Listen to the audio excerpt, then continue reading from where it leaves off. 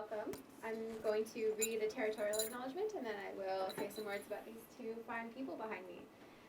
On behalf of the Games Institute and our guests, we acknowledge that we have an enduring presence in deep traditional knowledge. We acknowledge the enduring presence in deep traditional knowledge, laws, and philosophies of the Indigenous peoples with whom we share this land today. We are situated on and benefit from the land traditionally used by the Adawandran, Anishinaabe, and Haudenosaunee peoples. The University of Waterloo is situated on the Haldeman Tract, which is why we say this particular acknowledgement. And the Haldeman Tract is the land promised to the Six Nations that includes 10 kilometers on each side of the Grand River. So thank you everybody for coming. I'm Marisa Benjamin. I'm the Research Communications Officer at the Games Institute, which means that I get to stand up in front of you and introduce the talks and let you know who we have behind us speaking today. I'm also the person who you can talk to if you want to learn how to get involved with the Games Institute, if you want to find out about our research happening here and all of the activities that we have going on, such as the other event that's going to be happening next week on Thursday, which is the Captain's Gambit launch party. So please thank yourselves for coming out to this event today and continue keeping up with our events calendar. So who are they? This is Shana MacDonald. Shana is an assistant professor in the Department of Communication Arts.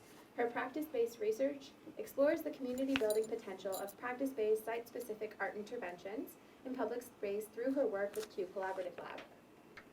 Dr. MacDonald's interdisciplinary scholarship examines intersectional feminism within social media, popular culture, cinema, performance, and public art. And on my left, this is Bri Wiens. Bri is a doctoral candidate in communication and culture at York University, and a lecturer at the University of Waterloo, and a co-convener of the Q Collaborative Lab as well. Her research explores and applies feminist philosophy in practice as forms of techne to ask about the potential of queer and feminist technologies for hashtag activisms. I'm so happy that I get to have these two people present today. Bri and Shana, they come every Thursday to deliver feminist meetings where we get to sit down and chew in questions, which I'm hoping they'll talk to you about later. So I've gotten to know them quite well, and they're brilliant, amazing women, and I'm so happy that you get to hear what they have to say as well. So please put your hands together for Bri and Shana. Very kind introduction. That's the best intro ever. Can you introduce us all the time? All the time. We're so happy to be here today. As a settler scholar with Indigenous ancestry, I want to thank you for doing the acknowledgement, and I want to foreground that we are informed by Indigenous beliefs in our research, and so what we present today is going to, in implicit, but maybe not explicit ways, talk about our beliefs around respect, relationality, dialogue, and the value of building community, all of which we have learned from Indigenous scholars, peers, and elders in our time so far as scholars. So we have been introduced. Shana, Bri. We situate ourselves as queer, feminist, activist, artist, scholars, working through relationships between these identities. And so we're going to talk a lot about that today with our research creation practice. We are going to be talking about projects today that stem out of the Q Lab, which is an intersectional feminist design lab focused on performance technology and public practice. We are based here at the GI, but we work with nodes. Sorry, Clicker. I have it here. I was hiding it. There you go. We have a node here at the GI, which is the main base of the Q Lab, and we also have nodes at Mount Royal University in Calgary and at Illinois Urbana-Champaign. We, alongside of me and Bri, is Jennifer Roberts-Smith, who is again here at the GI with us and comes from Communication Arts with me, Milena Radzikova at Mount Royal University, Stan Rucker, and May, our excellent current term co-op student. So what we seek to do with the Q Lab in more broad terms is benefit women identified, non-binary, and other underrepresented members of the Academy and outside the Academy, including LGBTQ+, BIPOC communities, and other through our public-facing creative research projects. So we're going to talk about what we do here at the GI a little bit later today. And Bri is going to talk to you about what we're doing actually right now. And I don't know how to use this, so this is all you. I'll do that. Okay, so hi.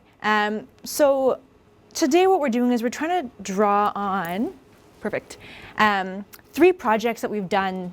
Maybe I'll make it so you can hear me. We're drawing on 3 projects that we've done from 2016 to today, well, literally today. We've got a workshop right after this. to bring you through how we think about our methodology. So we draw on new materialist methodology and intersectional trans and queer feminist methodology, and we're trying to put those ideas together because we're trying to think about how affects work in the social. So that's one of our main goals in all of our work. And so this approach is trying to situate all bodies, both human and non-human, and affects in relationships of matter and mattering. So how do these things relate to each other, and how are they creating like the physical things that make sense to us today? So we're talking through 3 of our collaborative research creation projects. We've got Reconstruction, which was from 2016, and Feminists Do Media, which many of you might actually be familiar with because you work on it with us, and that's from 2019 to present. And so both of those have helped us to think about our methodology and how we develop those through public-facing work, and how those have actually shifted for digital and online spaces. And then we'll talk really briefly at the end about Let Us Speak, which is our most current project, and that's a He for She Gender Equity Grant funded project. And that's really the manifestation of our method. So we're going to talk about, okay, here's how we developed the method, here's how it's working in the digital, and here are how those things are all coming together. And so throughout all of those projects, the main thing we're trying to do is think about how they help us to articulate our goals of like actively intervening into what we call like racist, cis, hetero, patriarchal, dominant structures. And those are both online and offline. We're thinking about how we get through those structures in mediated and unmediated spaces. And so we unpack in this talk how those projects are designed with the intent of trying to co-opt the functions of what Audre Lorde in 1984 called the master's tools. So how do they function as the master's tools, and then how are we actually able to intervene into those structures? And we do that through arts-based modes of research and production. And for us, it's really important because they don't have predetermined or tangible deliverables. So we don't actually know what we're looking for when we start. And so that's what we mean by research creation. Through creating things, we're trying to research what could happen. And so we call those feminist hacks. And that's something that's actually gaining us entrance into structures that we might not otherwise be able to gain entrance into. Overall, what we're trying to do is emphasize how our work is highlighting how creative interactions between different kinds of spaces, so academic, community, virtual spaces, how they both produce and challenge different kinds of knowledges. And we think that those need to be more carefully and critically taken up, both in the academy and in industry. So today we're demonstrating how we try to do that through deploying social media networks as spaces of intervention and resistance. Great, so our method really came to be through our first project together, which was Reconstruction in 2016. And before I get into that, I'm going to bring us through like the 3 main concepts that undergird all of our work. So I'm thinking about feminist intersectional design first, and then feminist digital activism, and then Shana's going to bring us through what research creation means so that we have a better kind of grounding to get through those projects. So intersectional feminism comes from the amazing Patricia Hill Collins. Also, we draw on Kimberly Crenshaw in 1989 and Audre Lorde in 1984. And so intersectional feminism is grounded in the work of these Black feminist scholars. And this is an effort to recenter Black marginalized experience within discourses that are overly white, especially in the discourse. And so our design is situated within an intersectional feminist framework that is trying to think about how race, class, gender, ethnicity, nation, ability, age, how all of those things are really mutually constructing phenomena, and they both shape and underlie intersecting systems of power. For us, this is about decentering whiteness. And we say that decentering whiteness is everybody's job because it's so often that we don't see marginalized experiences come to the forefront. So we try to create space for those experiences to speak for themselves. So we also take our cue from Bell Hooks when she says that feminism implies a direct commitment and connection to political action. And so both of our work always is doing that kind of political connection between our projects. So in design, how this manifests for us is how we're thinking about getting from the present that we know to a preferred future.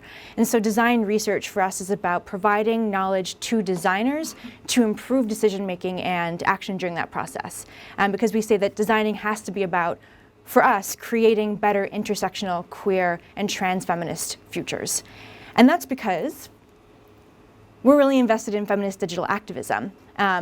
a lot of our current technologies and our digital cultures really are overflowing with forms of mediated misogyny. And if you're interested in more of that work, Sarah Benet-Weiser and Kate Miltner have some really interesting stuff from 2018 that you can look at.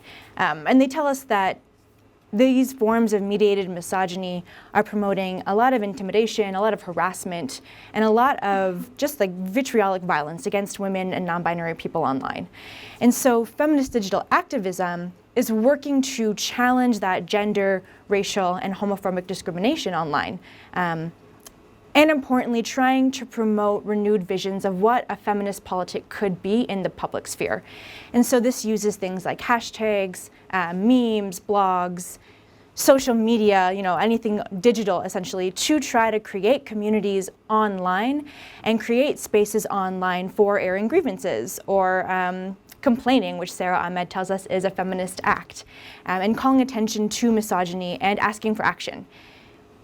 We are really invested in digital feminist activism because we think it's important both for what we as feminists can offer to digital feminist activism and to think about the kinds of exclusions that actively occur under fourth wave digital feminism. So what are the ways that white neoliberal feminism is actively excluding some people, and how can we bring focus to that to create more space? So at its best, what we're trying to do is, through our work and through our methods, is to think about the kinds of communal calls that feminist digital activism can help us to make.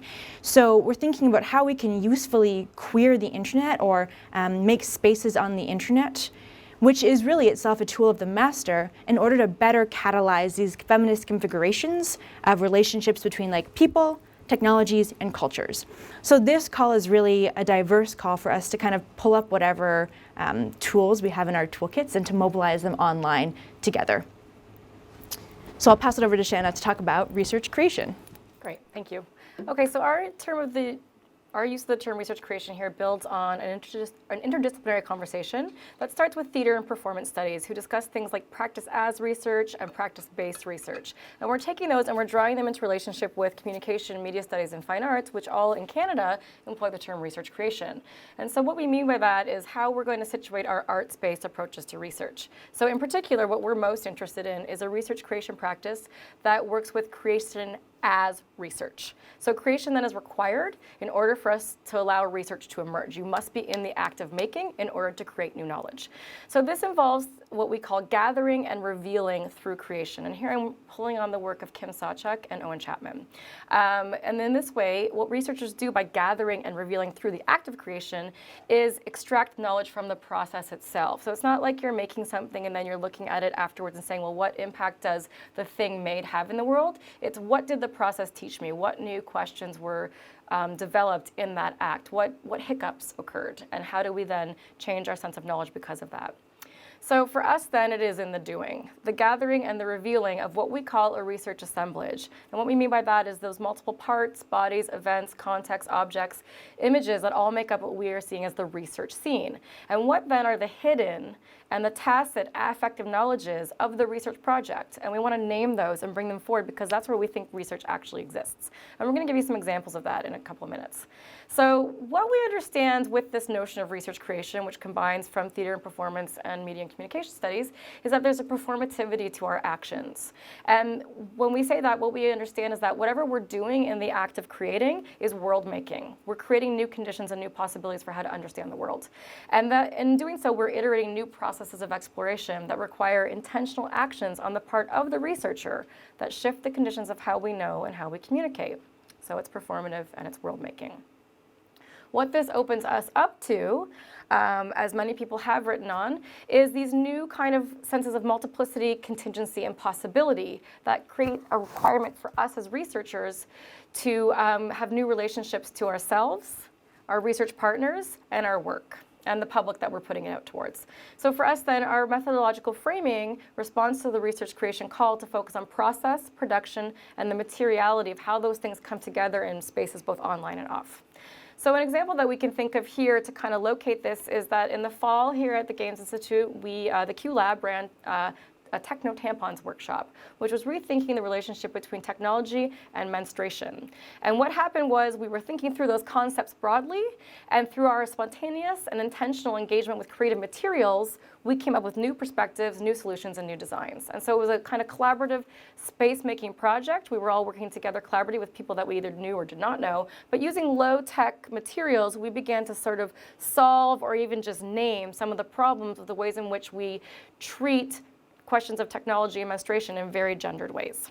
So that's kind of an example of the research creation we're working on here. So why is this important? I think you might want to slide forward. Okay.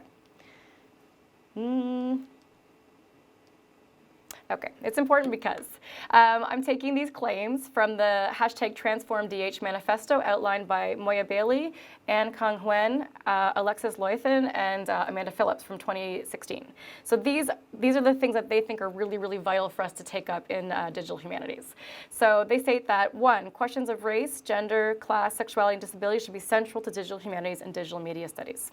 2, feminist, queer, and anti-racist activists, artists, and media makers outside of the academy are already doing the work that contributes to digital studies in all of its forms. So now we need to kind of create those pathways to allow those things to come together. This work is the stuff that actually productively destabilizes the norms and standards of institutionally recognized academic work.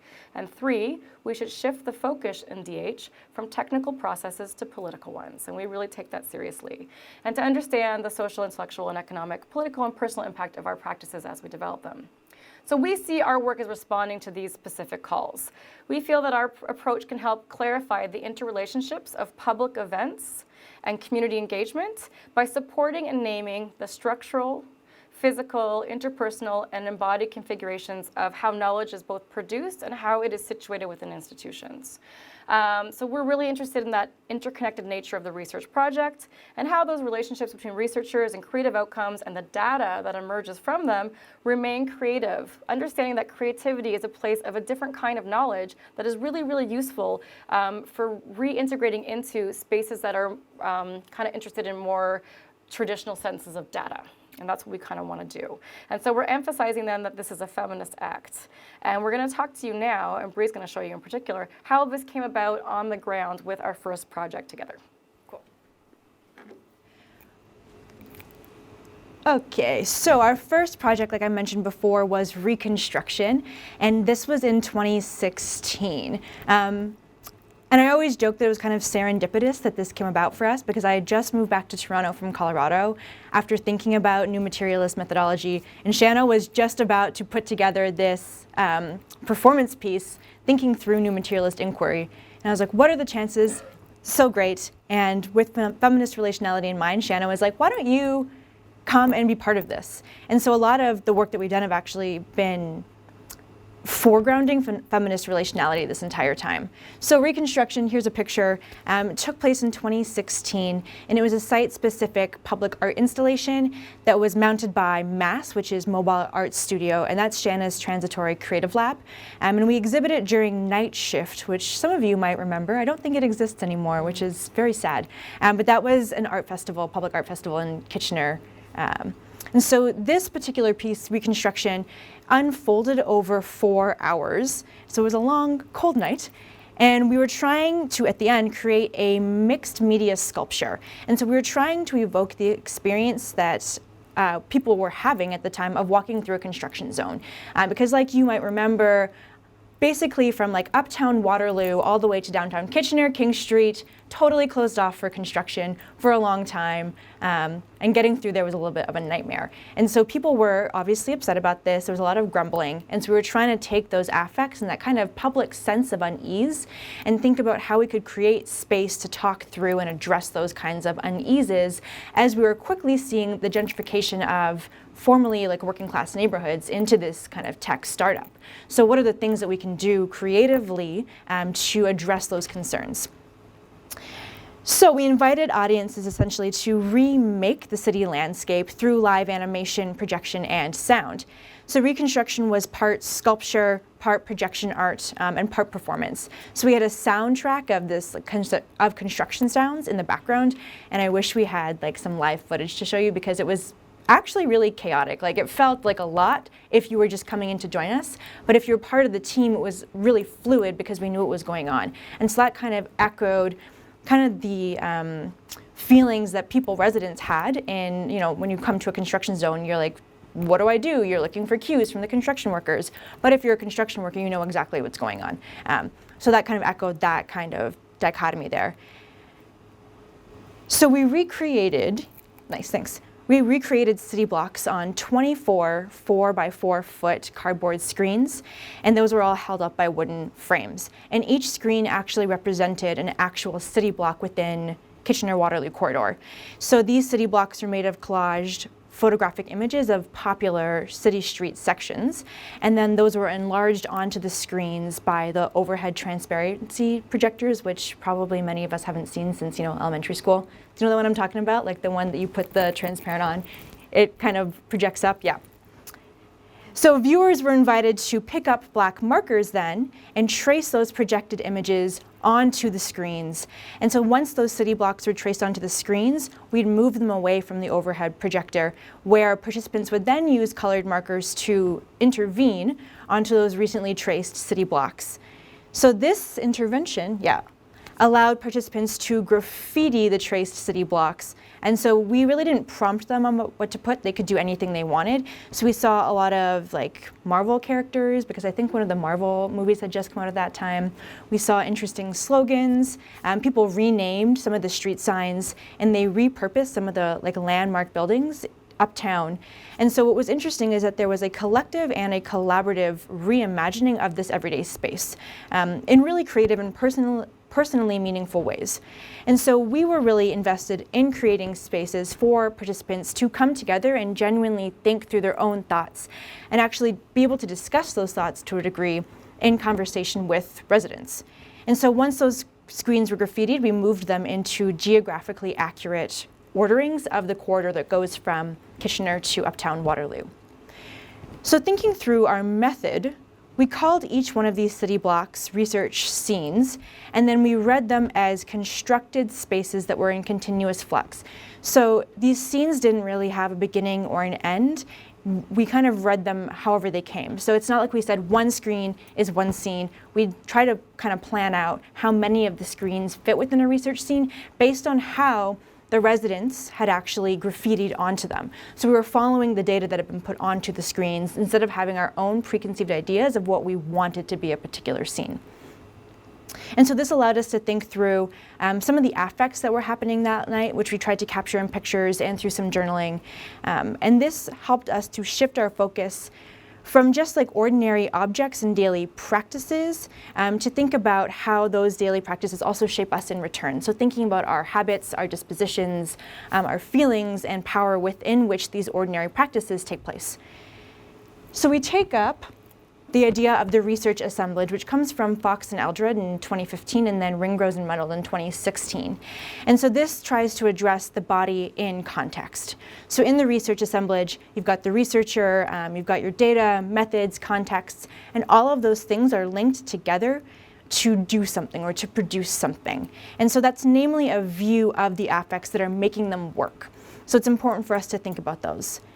The research assemblage in this context helped us to think through how discourse and matter are mutually implicated in how things come to be in the world, and particularly for Reconstruction. And so this helped us to move from putting the majority of our value in language or solely visual or textual representations.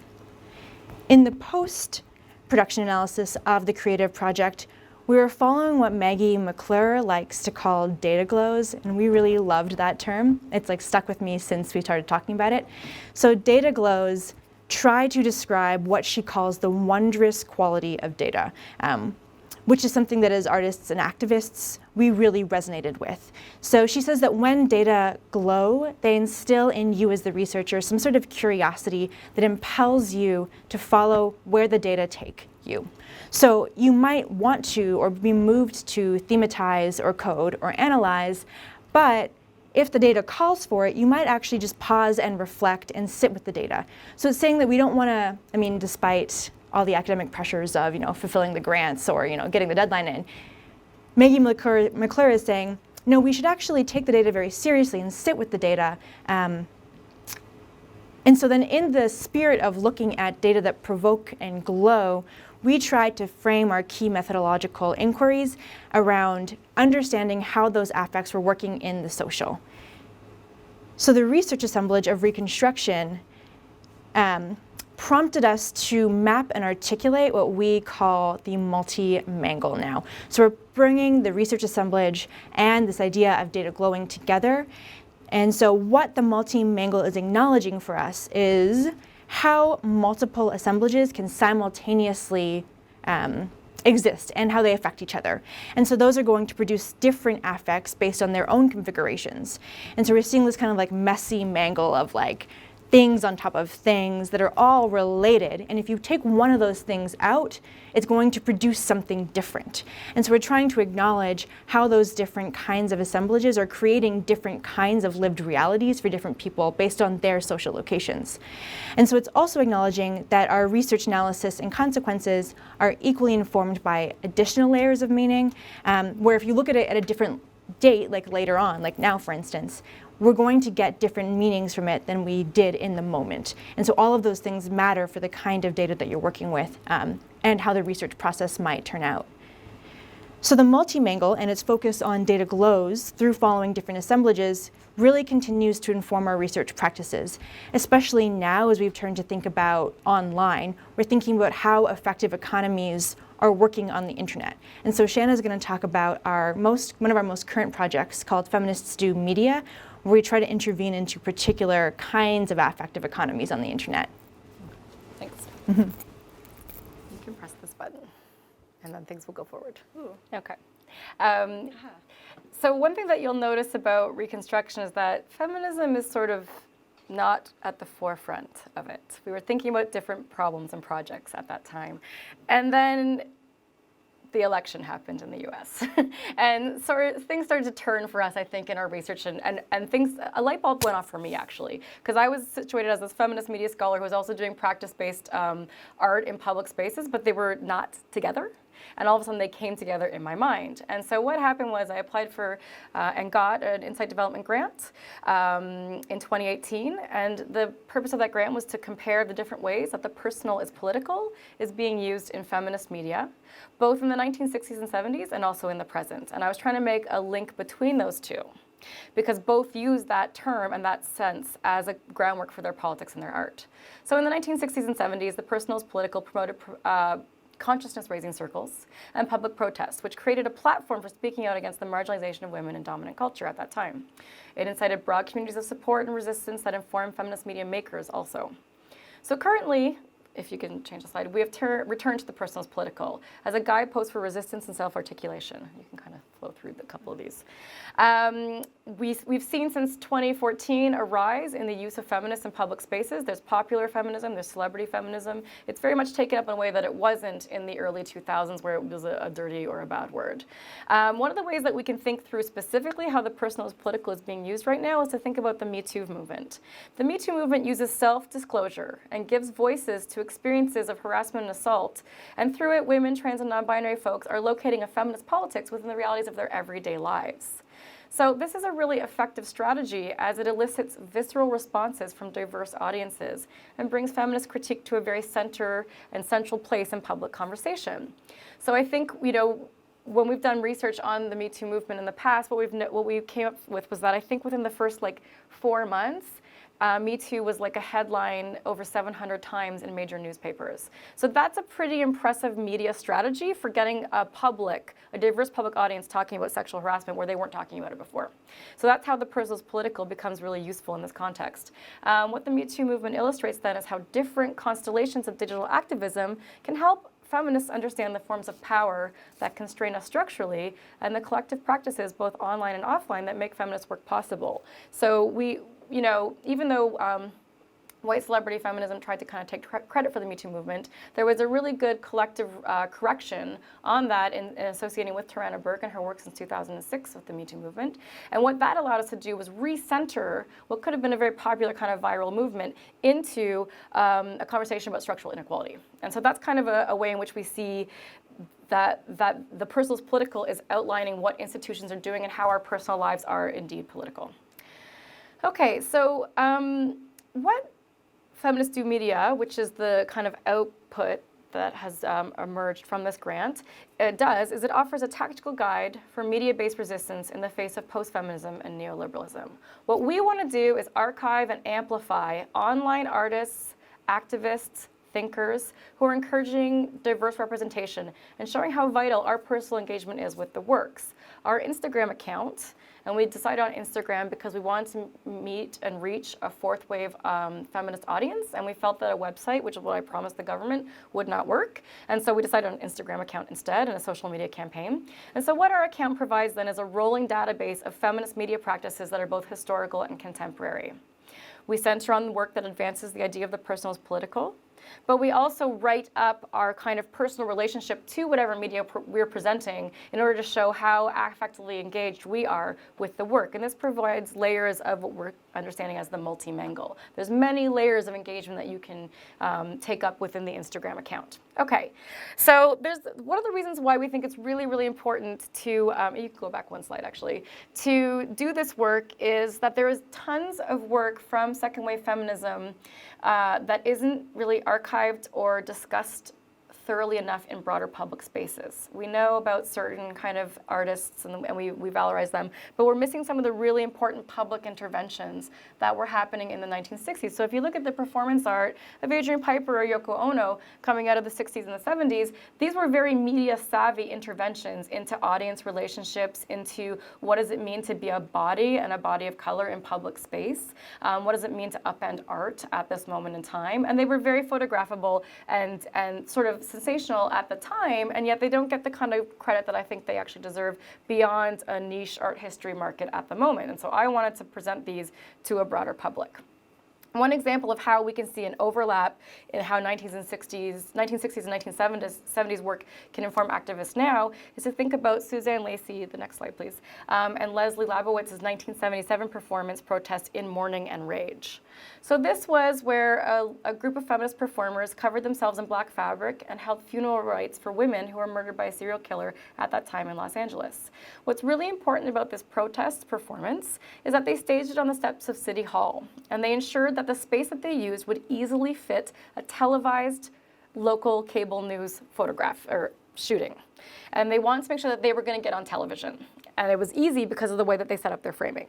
This maximized their public platform to ensure that the broad public heard their message. And the outcome of this actual performance was policy that got taken up in Los Angeles to create sexual help assault lines in like yellow pages. So people who needed to get access to things could get access to them.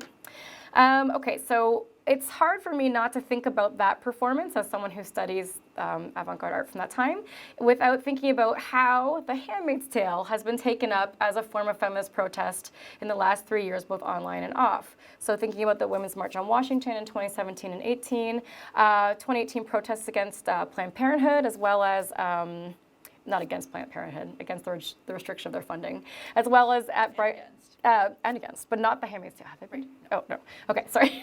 As well as Brett Kavanaugh's confirmation to the U.S. Supreme Court. So this comparison then is just one of many examples that we look at in the project and thinking through how digital feminism can build on successful but not yet well archived feminist media interventions of the past. So themes that we focus on in the account so far have included rape culture, everyday sexism, objectification of women in culture, structural criticisms of patriarchy, but most importantly focusing on the shift that we see coming out of the second wave that is probably the best thing to come out of the second wave is the focus on the collective we rather than the individual I. And this is really important because we're in a moment of neoliberal feminism, where there's a lot of emphasis on individual empowerment, which is not going to take down any kind of structural inequality. And so moving towards that we, that collective we, I think is really, really important.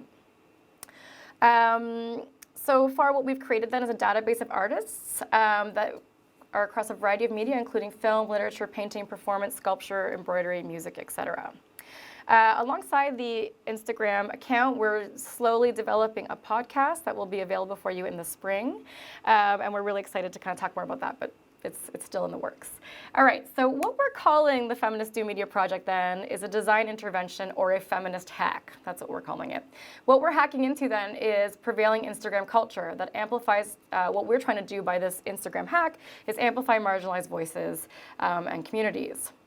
Our orientation for this work stems from Sarah Ahmed's notion of a feminist survival toolkit, which has helped us to align with intersectional feminism and feminist technoscience in our work. What Ahmed reminds us of is that to be committed to a feminist life, and this is a quote from her, means we cannot not do this work. We cannot not fight for this cause. Survival thus becomes a shared feminist project. And in that, we really hear a call to the collective action. So Feminists Do Media then is an attempt to respond to this call. We use popular social media platforms to intervene into different dominant prevailing cultures, most notably Instagram influencer culture, white liberal feminism, and as Bri outlined earlier, mediated misogyny. We want to try and go beyond influencer culture then, which privileges social media accounts that have a large amount of followers. We do not have a large amount of followers. We do not care about that. We're hoping to develop a dedicated and tight group of people interacting with each other online. Instead, we amplify artistic activism within these intersectional feminist frames. So we see this as a form of feminist public placemaking, and this is the connection then to Reconstruction. Reconstruction was me trying to work out with Bri how to make place in public for discourse. And now we're taking that from the offline spaces into the online world. And so this is then a form of creating knowledge online that reflects, and this is a quote from Estelle Barrett and Barbara Bolt, who write extensively on research creation, where they say this kind of work can, in quotes, reflect new social and other realities, either marginalized or not yet recognized in established social practices and discourses. So now I'm going to talk a little bit about the how. Our latest team includes GI members, Sid Haig, Leah Black, Marisa, Pam, and QLab researchers Sabrina Lowe and May, who's here with us today. So what we do is we collaborate on the scope and the tone of the campaign. We take turns as moderators and we post in our areas of expertise and interest. Working as a collaborative group, we're ensuring that we have a really diverse set of perspectives coming into the account. In practice, what we do is we either create some kind of themed week or themed month, and then we sign up within that for things that we want to take up and kind of explore. What we then do is post what we want to write. So this is a very kind of pragmatic thing that we do, and we think it's really, really important to the method. In practice, then, we put what we want to write and the images that we want to show on Slack in a thread, and we invite peer feedback from the group.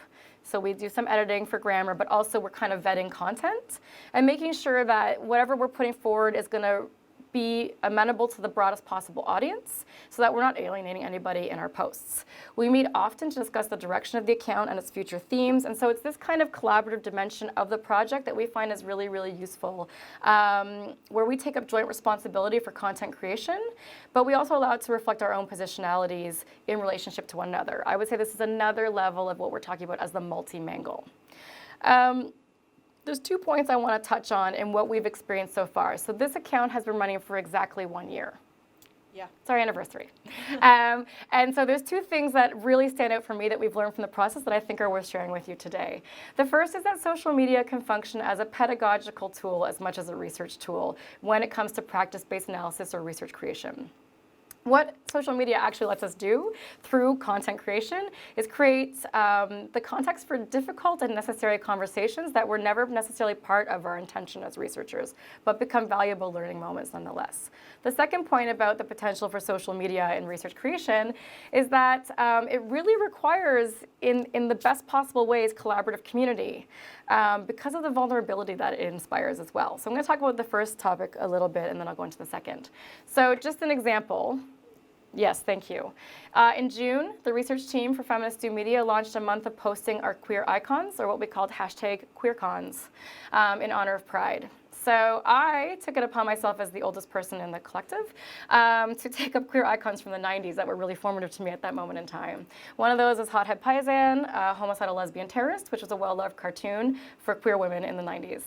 So I really wanted to kind of give homage to this and what it meant to me from a personal position. But unbeknownst to me, as people pointed out from our group, Diane Damassa, our cartoon artist, was having a bit of a tense thing from the early 2000s with the trans community.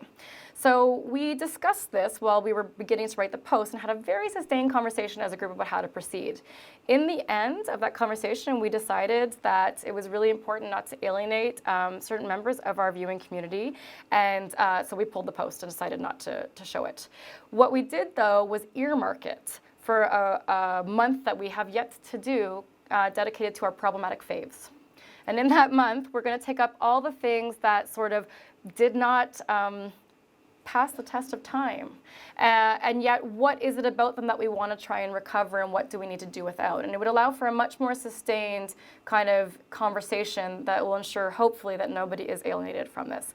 So this was an example of a real learning opportunity, but also where we highlighted and flagged really important research questions at the same time. I think in speaking to my second point then about the potential for social media campaigns to create collaborative community, the act of creating and maintaining a social media presence is really draining and vulnerable making. We're putting out political content into the world and you don't know how it's going to land. And that can be really intimidating. And so often we want to do a post and we just like kind of freeze. And at that point, that's when the community comes in and Slack becomes our best friend, because people can vet the post, give us little cheerleader rah-rahs, and then the post goes forward. So learning to come together as a collaborative community is one of the most valuable insights I think we can have as researchers. And especially when we're trying to push against this sort of perfect influencer culture that never names its pains or its problems. We are working actively with the things that make us anxious, and I think that that in itself is a valuable research process. So I think for me, what's really important about our social media account, even though we aren't wildly famous and well-known and, you know, discussed on every cool podcast everywhere, is that we're finding ways to intervene in small-scale, low-stakes ways. And for me, this looks a lot like an example of culture jamming or countercultural practice. So someone who was a queer riot girl who made feminist zines in the 90s, this seems a really obvious way for me of engaging dominant media. And I see the parallels really, really directly between what we were doing in the 90s with zines and what we're trying to do with social media right now. And so we want to look at a couple of examples then before we kind of conclude with our other conversation. Oh my gosh, we're concluding. We're totally concluding. Okay, so what do you want to show them here? You can do a little talking. This one. Yeah. Or no, let's do this one. So we'll do this one. Yeah. Right now, if you're interested in this, we're doing a month on sense and sensuality and kind of querying how that is taken up in really capitalist, contemporary Valentine's Day, whatever nonsense. And so we're like, okay, what are the things that we appreciate about literature and film that is queer sensuality? And so we've taken that up in February. But I'm not going to talk about that. I am very, very briefly going to talk about our resolutions that we made because they got our least amount of likes. And I think we got... I'm going to say they were because of Marisa and Pam, so thank you to both of you. Woohoo! So these, well, they didn't get the least amount of likes because of Marisa. No, they did not. No. That was not what I was trying to say. Shana. So we did these resolutions because we were concerned with, like we've been talking about, neoliberal white feminism. And so we had to say, okay, what are the ways that that has maybe infiltrated the group, and what are the ways that we can pull those ideas apart to make sure that we are not contributing to that, and to recenter the focus on what's going on. So we did these like resolutions, and we wrote nice little posts with them. Very thoughtful posts. Were they very thoughtful? I hope they were thoughtful. It took me a lot of time to write them. They were like 5 lines, and it would take hours to think about what I was going to write. So we had kind of 8 resolutions. Instead of doing the regular like New Year's resolution, we thought, okay, how do we resolve to make our feminisms better, and how can we better reach people through our feminisms? And so we've got a series of resolutions that try to take on critical analysis and being self-reflective, and also leaving room for realizing that like the wokest perfect feminist doesn't exist. And so what are the ways that we actually can take on feminist tenets without alienating people, but also while leaving room for the kind of growth that is really crucial to creating better futures? So what are the ways that we create space to design for a preferred future? And so our resolutions are trying to think through those ideas in really tangible ways. And so you can see some examples of those here. You can also, shameless plug, follow us if you would like, at Aesthetic Resistance on Instagram. We do this every time and feel a little guilty every time, but not so guilty that it won't stop. All right. So you know what I'm going to do? I have an idea. I think that one thing that I want to say, do you want to go to the commitments? Yeah, let's do that. I think we're just going to wrap up so that we can take questions from you. We won't talk about the he for she stuff, but we can talk about it in questions if you want to know more about it. But one of the things that you'll notice if you do visit our account is that across the year, the account has had many rebrands. It has many iterations, and that's because that's showing you exactly the research creation process that we're looking for. You never really know what you're doing when you get into it. You're exploring and you're experimenting. And I think the best research comes from that. And so when you look at the account, there's like, the first month is like us literally doing the history of feminist media because it was International Women's Day. And then we kind of did our queer cons. And then at a certain point we got really conceptual. And then we did Witch Miss, which was amazing. And so then we started to like kind of change the way that we were doing the work. And now we're kind of stating commitments and creating that. And so you'll see the research creation process sort of archived within the account itself, which is another really great way to think about social media in the present moment as a research tool. What our work is doing is definitely taking up part of the QLab commitments, which are on our website if you want to see them. In particular, I think I would put a point here about creating new concept models, new forms of praxis, and new forms of techne.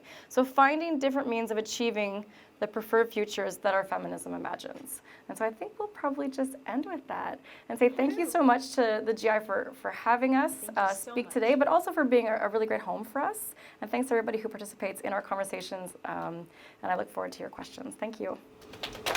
And this. Oh, yeah. Oh, Marisa. This is the big announcement. We are having a rebrand. You may have heard around the GI of the Feminist Tea. It is now the Feminist Thinktank.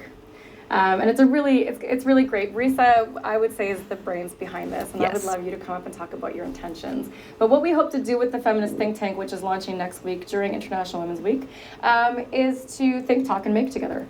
And what we are hoping is that you bring your sticky questions, you bring your most difficult things that are pressing you, that are really kind of in the spirit of intersectional feminism or any kind of political thing that you really want to think through. And we're there to think it through with you. We're creating the community space to do so. And sometimes it might be discussion and dialogue. Sometimes it might be event session. Sometimes it might be us making things together. Sometimes it might be you trying to advance a problem in your research. Sometimes you might be doing a post for us on our Instagram. There's lots of things that you can do at the think tank, but we're really excited to have you. And drop in, come anytime. Yeah, come anytime. It's totally drop in whenever you feel like it. You haven't been for 6 months, no big deal, come back. We'll miss you, but. Yeah, okay. Is that a good announcement or do you want to add to it? Yeah, I mean, I'll add to it. Like, one of the reasons to go is I brought this idea that I wanted to actually experiment with embodied ways of telling stories. So like making a tea blend for people that they could sip that would tell a story about my childhood, which is a super weird idea, but these two, they went, yes, and then they like funded it. So if you're sitting here with ideas that you want to make happen, like this is a community that's for you. Yeah, good, thank you. All right, so yeah, we're happy to take questions. And we also invite rigorous feedback, as the QLab does. So if you've got feedback, questions, critique, let us know. You can contact us. Yeah. Hi. Yeah. I was wondering about your use of affect in this context, because I haven't run into it being used in this way before. Like, there are some points where it was kind of like a noun or like building affects and so on. I was wondering if you could speak a little to kind of where it comes from and just the context for it. Yeah, the affect. Sure. Yeah. So I'm going to be really brief because we got like 5 minutes, but we can chat after. So for us, affect comes from Sarah Ahmed's use of affect, and they're the things that stick, like those feelings, those emotions, those things that stick with us. And so for us, we think about how those things that stick pull people and relationships together that might not have come together, and then we reflect on how they came to be. And so we think about how those affects are creating different lived experiences for different kinds of people, and how we might be able to actually somehow change those affects and like what it would take to change those affects to create better lived experiences. Does that somewhat address what you're asking? Yeah. So like a super active way of understanding that term, right? There's something very much a practice of doing in there, and yeah. Because they're not like neutral things, they are created, and so we have to think about like what is it that we can do to better create different kinds of affects. Rather than the ones that currently circulate. Especially online. Especially online. and in real life, mediated and unmediated. Other questions? Yeah, so you said throughout the presentation a couple of times that you're like happy that it's not like a very viral or like lots of followers, that you want a small group of people to engage with each other, I guess because of quality of engagement, and like the least amount of likes on the post was a good thing. Can you kind of explain? So one of the things that I was really concerned about with Instagram is how easy it is to slip into that Instagram influencer culture. And so that's a culture that tries to sell things or posts for likes, and it's not in the name of community building, it's in the name of self-promotion. And so I was like, we both were like, we don't want that. And so we're not saying that we don't want the account to gain followership, but what we are saying is that it's not our goal to go out of our way to increase our followership to the degree that we're trying to do things that are no longer within our feminist kind of praxis. Yeah, sorry, go ahead. Sorry, so then why would you pick Instagram when it's like so shallow? No, great question. It's easily accessible, right? So when I talk about social media with my students, the one thing they all have is Instagram. It used to be like Facebook, and now they've ditched Facebook. And so Instagram is highly accessible for them. People have it on their phones. You can easily search things through hashtags, and it brings you to a larger community of people who are talking or thinking through similar ideas. And so all of our posts have hashtags that actually try to connect us to larger communities. And then hopefully what that is doing is putting our community in conversation with other people, and then maybe broadening that particular conversation. So, and I mean, if you think about it, it's like any culture jamming takes up the dominant media of its time and tries to kind of undo it from within. So if we think about like the history of performance art, there's this hilarious, Google this, seriously, Chris Burden, yeah, just Google this at some point, took out a television ad in LA. So he paid like thousands of dollars so that there's an ad in the middle of like primetime night television of him crawling across glass as a piece of performance art. I'm not saying do that. I'm just saying there's always been culture jamming where we've taken on dominant technologies as a way of intervening. And so we see taking on Instagram as a way of doing that. There's a really exciting community on Instagram of feminist thinkers. And they're really under the radar, and they're really amazing. And so we see ourselves as part of that conversation. So I mean, Instagram is just a tool, right? And we can either use a tool in the ways it intends, or we can refuse to. And so we're trying to do that with that tool. But also, I want to get at a younger generation of feminists who may not sort of use any other technologies I might be using. And so that was the one that I was going to reach them with. But in the process of doing that, I discovered an amazing set of great feminist thinkers on Instagram. And so there is a community there, but we just never wanted Instagram, its platform affordances, to force us to post in certain ways. So we keep actively pushing against what is required of us to become influencers. And we like consistently have posts that are flagged by Instagram and taken off. Yeah. Whatever, they're like, we don't like this. So we were talking about burlesque and fat activism, and a lot of those got taken down almost immediately. So that means that somebody who was following our account flagged that as problematic to them based on whatever it is they didn't like that they were seeing. And it's interesting that it was about those particular ideas. Another thing that we think about with Instagram is that people always talk about Twitter as being highly political, and they say, but Instagram is my happy place. And so we're like, okay, well, why can't we talk about politics without talking about happiness? Like, what is the disconnect between politics and happiness? And so how do we bridge those ideas? Why can't feminism be happy? Other questions, follow-ups, thoughts? Yeah.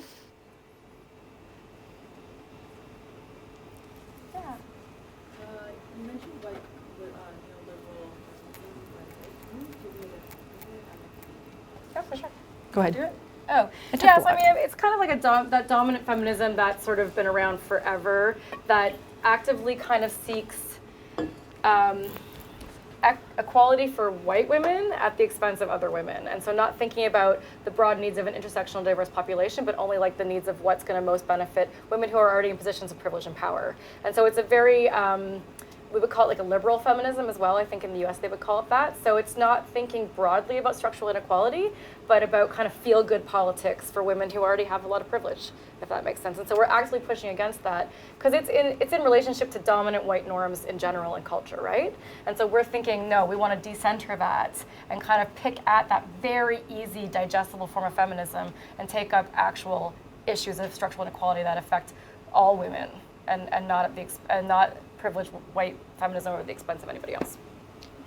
Like an example would be like the self-empowerment rhetoric that you're hearing that was first used by like Audre Lorde, was talking about self-care and empowerment in terms of Black self-care and empowerment when she was going through cancer treatment.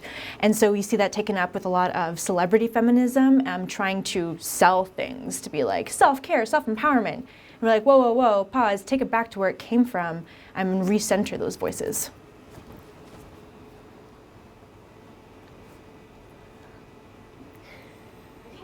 Thank you. Great. Thanks very much. Thank you.